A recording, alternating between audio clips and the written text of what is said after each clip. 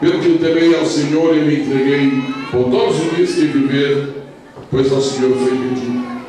Um dia eu visitei uma família que estava inconsolável. E a família estava inconsolável porque o filho havia se tornado marginal. Das desgraças da vida, essa é uma das maiores. Ver um filho chegar à marginalidade. Foi preso, foi uma coisa gravíssima que ele cometeu.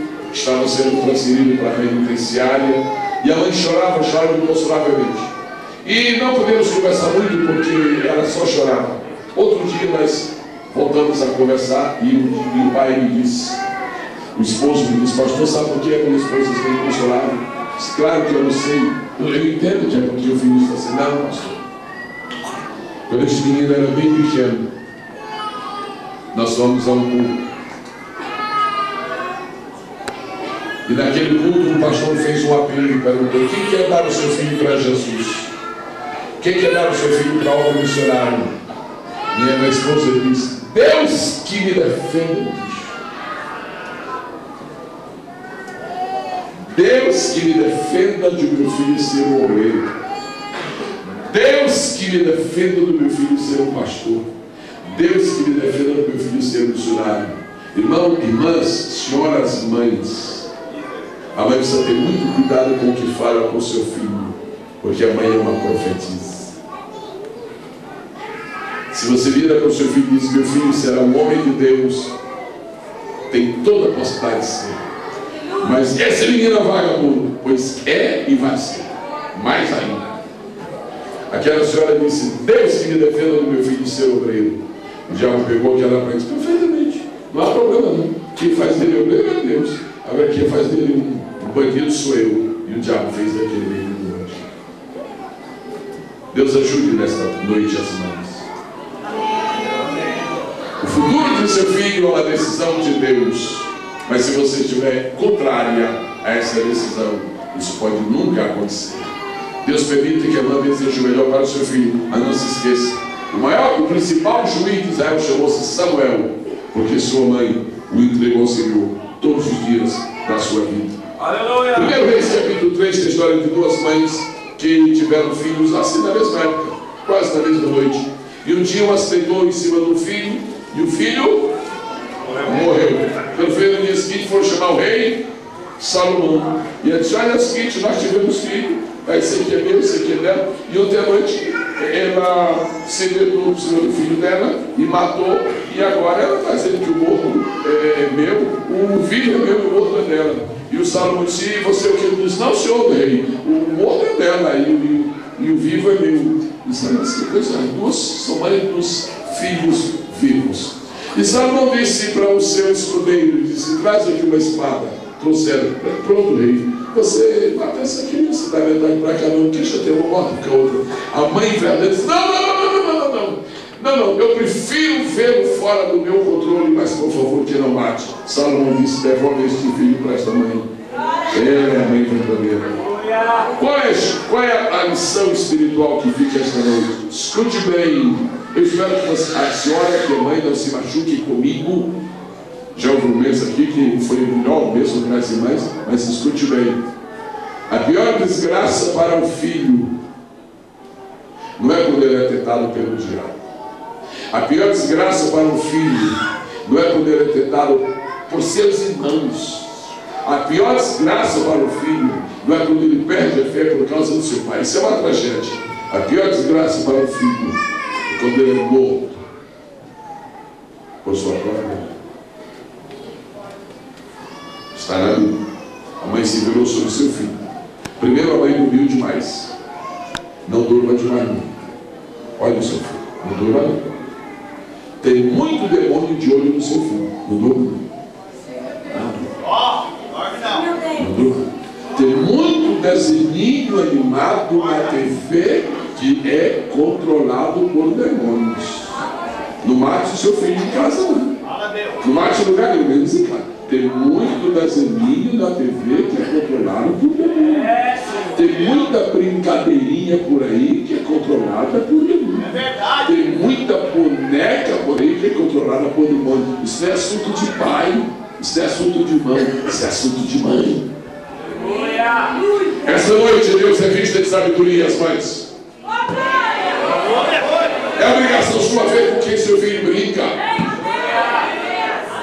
Se ela está notando que aquele garoto com quem seu filho brinca já começa com os trejeitos de homossexualidade, não, mas Deus é grande, vai proteger o meu filho. Não, Deus faz a parte dele, faça a sua também. Defenda o seu filho, esconda o seu filho, proteja o seu filho, abençoe o seu filho, guarde o seu filho, vigie o seu filho, e Deus fará a parte dele. Quantos glorificam a sua Deus?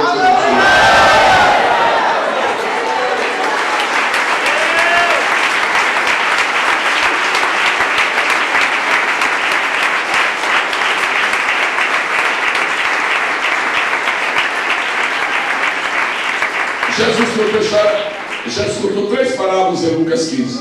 Uma moeda perdida, uma ovelha perdida e um filho perdido.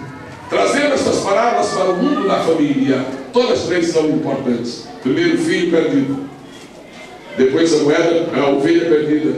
Depois a moeda perdida. Moeda, joia, tesouro. Irmã, é um direito seu defender o piso da sua casa para brilhar. É um direito seu ver a casa brilhando. Agora, deixar o seu filho fora de casa para não estragar o carpete, isso é estragar o carpete espiritual do seu filho. Seja zelosa pela sua casa, mas não mais zelosa pela sua casa do que pelo seu filho. Suas joias não são joias, não. Joia verdadeira é seu filho. A Bíblia diz naquela primeira parábola que a mulher perdeu a moeda dentro de casa. Dentro de casa. A segunda foi uma ovelha. Lembre-se que seu filho ou sua filha é uma ovelha. Agora para os homens, para não pensar que são só as mulheres. Há muitos pais duros, rancorosos. O filho fez uma coisinha, não quero mais em casa. Pai, você não tem nunca o direito de expulsar o seu filho de casa. É seu filho. Você não tem o direito de ser mau, de ser duro para com o seu filho. E a história é esta: o filho pródigo fez o que fez. No dia que decidiu voltar para casa, a Bíblia diz que o pai recebeu e fez uma festa. Faça uma festa para o seu filho que quer voltar. Aleluia! Faça uma festa para o seu filho que se arrependeu. Mas pastor, ele gastou meu dinheiro. O filho pródigo também gastou. Pastor, ele se misturou com o gentil. O filho pródigo também. Pastor, mas olha, ele está sujo demais, está cheirando mal. O filho pródigo também estava. Seu filho pode não estar agindo como filho, mas você não deixou de ser. Quantos recebem esta palavra no nome do Senhor? Amém. E agora, para nós concluirmos, temos 2 textos da Bíblia e terminamos. Primeiro, a igreja lê, por favor, é muito importante. Gênesis 49. O seminário para a família deve ser longo, mas graças a Deus, porque estamos chegando ao fim, é um seminário que podemos fazer numa noite, meio comprimido, mas muito feliz. Alguém pode ler Gênesis 49? Agora vai um apertozinho final para os homens. Aqui é para os homens agora. Aperto. Não tivemos nenhum aperto hoje. Vamos ter um apertozinho agora. Gênesis 49, verso 1. Diz assim: depois chamou Jacó seus filhos e disse: ajudai-vos e anunciar-vos-ei o que vos há de acontecer nos derradeiros dias, etc, etc. Eu queria pedir que só os homens, as mães fiquem só quietinhos. Os homens, os pais principalmente, os varões, leiam o título deste capítulo. 1, 2, 3. De novo. Eu não sabia que Deus nos dá lições até nos títulos dos capítulos. Aqui tem uma lição tremenda da Severa. Olha, irmãos, eu só não digo que tem uma coisa, um açoite. Tem um açoite lá no Nordeste brasileiro. Um açoite assim, para cidade animal. Pá! Não sei se alguém quer nordestino. Eu só não digo o nome daquele açoite, que tem um obreiro que começa o nome, viu? Mas animal, quando nós vem, tem que dar uma chibata. Aleluia! Jacó abençoou seus filhos e... É bom ou é mau isso aqui? É bom ou é mau? Abençoar os filhos é bom ou é mau? É bom ou é mau isso aqui? É 100% ou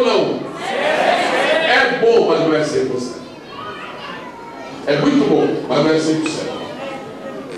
É muito bom abençoar os filhos, mas isso aqui não é 100%. Sabe por quê?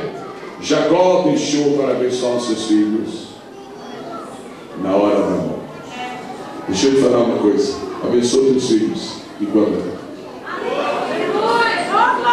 Não abençoa teus filhos na hora da morte, não. Abençoa teus filhos enquanto são pequenos. Abençoa teus filhos enquanto são grandes.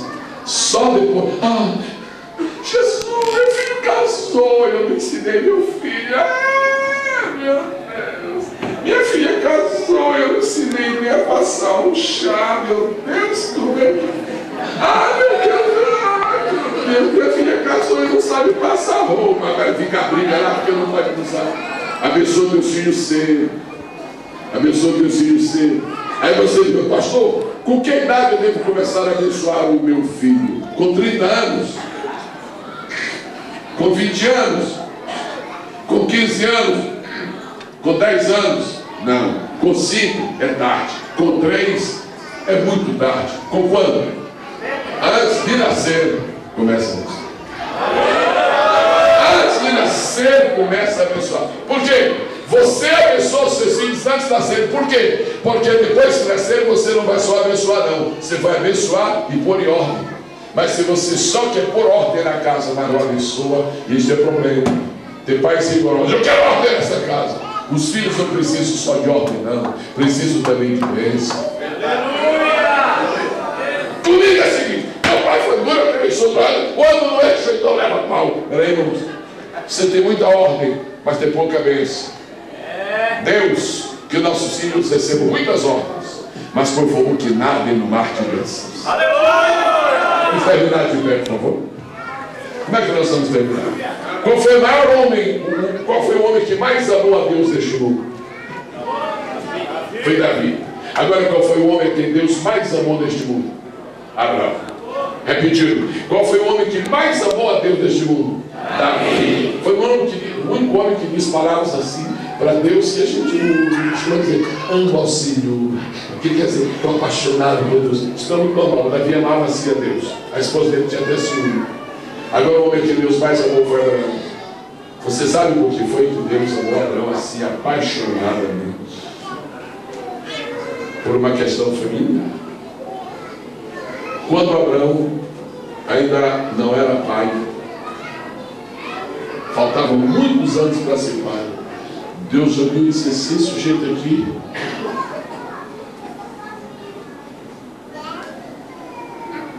um dia ele for pai, ele vai ser um bom pai.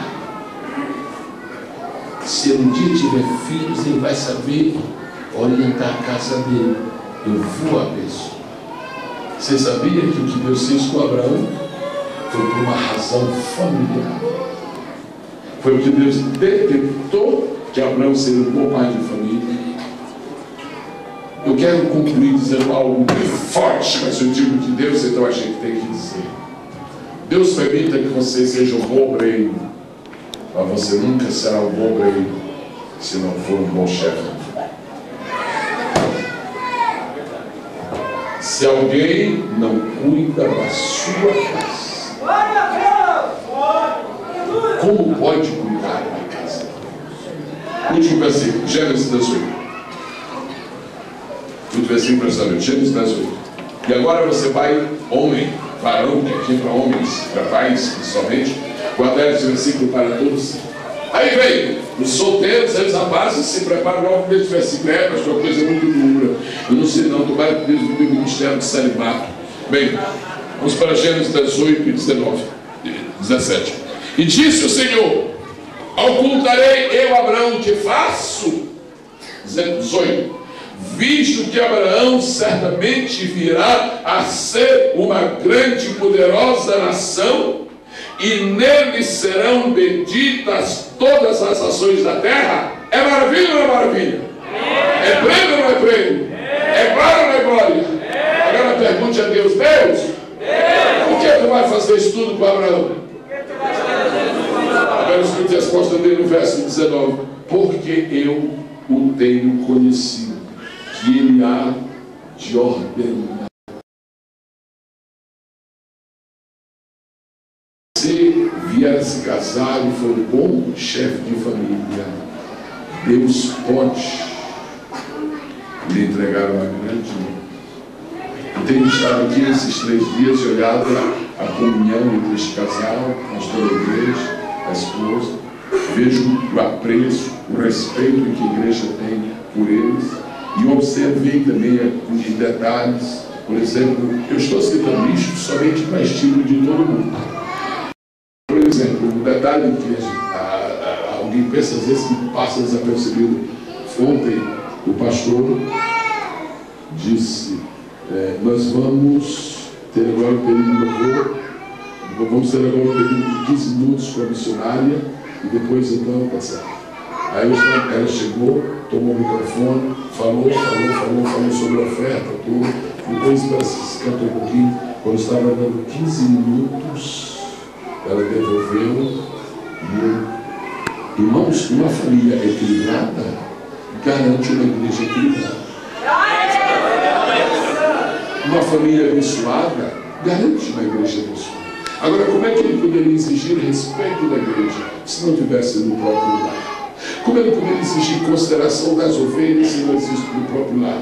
Irmã, quanto mais houver paz no seu lar, mais preparado está o caminho para um grande ministério de Deus na sua vida, na vida de seu esposo. Vamos dar as mãos aqui, todos nós, em nome de Jesus. Vamos levantar as mãos e agradecer a Deus pelas famílias que estão aqui presentes. Como é precioso, irmão. Glorifique a Deus por quem está perto de você.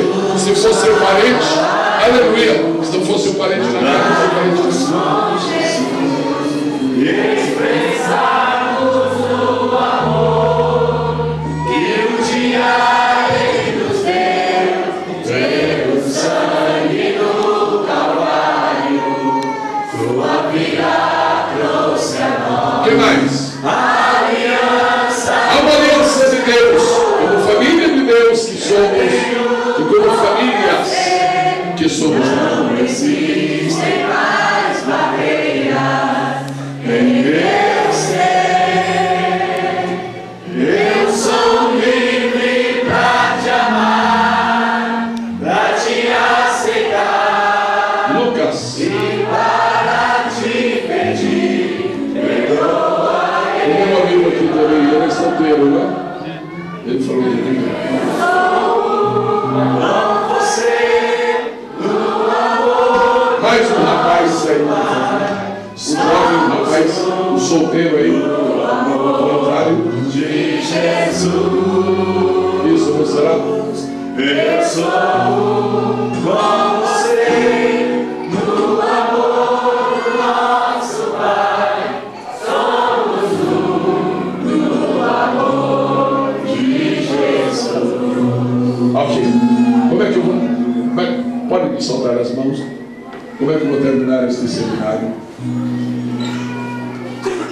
No dia 12 de dezembro, no dia 12 de dezembro de 1959, faz tempo, no dia 12 de dezembro de 59, às 5 horas da tarde, no Rio de Janeiro, 2 jovens se uniram em matrimônio. O nome dele é Jaziel Gomes. O nome dela era Maura Moreira de Oliveira, também Maura Gomes. São passados 41 anos. Como servo de Deus nesta vida, como ministro do Evangelho, Deus não me deu a esposa que eu merecia. Deus me deu a esposa que eu precisava. É muito melhor a esposa que se precisa do que a esposa que se merece. Porque geralmente a gente não merece grande coisa. Então Deus nos dá o que a gente merece, Deus dá o que a gente precisa. E nesta noite eu concluo este seminário dizendo isso. Sou grato a Deus pela ajuda tão preciosa que em 40 anos eu tenho recebido através dela. E a maneira como eu digo a Deus esta noite, estou muito agradecido por ela, pelo seu ministério, pela sua ajuda, é pedindo que ela ore por esses 3 jovens aqui, para que Deus dê para eles não a esposa que eles merecem, mais a esposa que eles precisam, porque todos os três estão na lista de Deus para um grande ministério. Eles não se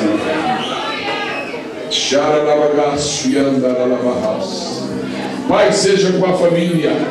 Pai, seja com a família. Pastor Takayama, eu profetizo esta noite que as famílias serão mais fortes, serão mais unidas, serão mais abençoadas por Deus. Você quer o microfone? Não?